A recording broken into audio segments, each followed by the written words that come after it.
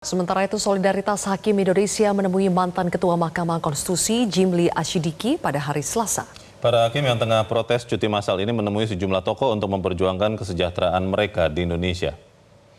Mantan Ketua MK Jimli Asyidiki menerima perwakilan Solidaritas Hakim Indonesia di Jimli School, Jakarta. Para hakim yang datang berasal dari berbagai daerah seperti Larantuka, Nusa Tenggara Timur, Tais, Bengkulu, dan Prabu Mulih, Sumatera Selatan. Pertemuan ini membahas soal kesejahteraan hakim, jaminan keamanan, dan reformasi lembaga kehakiman Indonesia.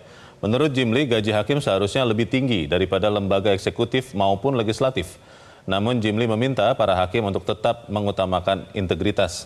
Jimli berharap masalah ini direspons langsung Presiden Joko Widodo maupun pemerintahan Prabowo mendatang. Main golf dengan pengusaha, nggak boleh. Main golf dengan politisi, tidak boleh.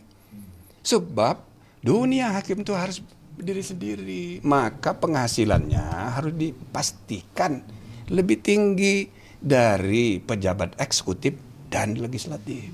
Dan saya juga sudah pernah mendengar salah satu kampanyenya Pak Prabowo itu menjanjikan mau naikkan kesejahteraan hakim. Itu sudah bagus tuh. Tapi harapannya bukan hanya urusan kesejahteraan.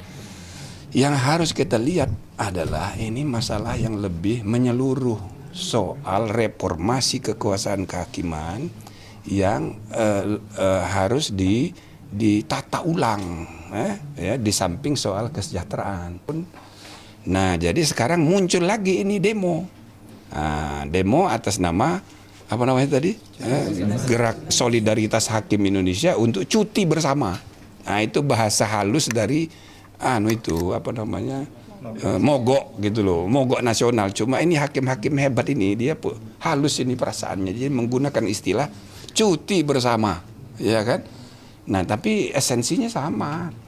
Mereka mau mogok dan datang sebagian diantaranya beberapa hari terakhir ini ke Jakarta untuk bertemu dengan berbagai pihak. Mungkin teman-teman pers juga harus tahu bahwa gerakan ini tuh murni didasari pada keresahan kami selaku hakim-hakim yang berintegritas, yang sudah tidak sanggup lagi dengan gaji seperti ini, dengan keadaan hidup di daerah yang sangat mahal, itu sudah tidak bisa lagi untuk bertahan di keadaan seperti ini. Untuk saya sendiri misalnya, untuk bisa tetap menjaga integritas, saya banyak mengambil side job translation atau mengajar yang masih sesuai dengan kode etik hakim. Teman-teman yang lain juga, itu juga banyak yang mengajar untuk membantu menutupi kebutuhan hari-hari kami. Itu perlu di-highlight juga mengenai kondisi keadaan hakim perempuan di Indonesia ya.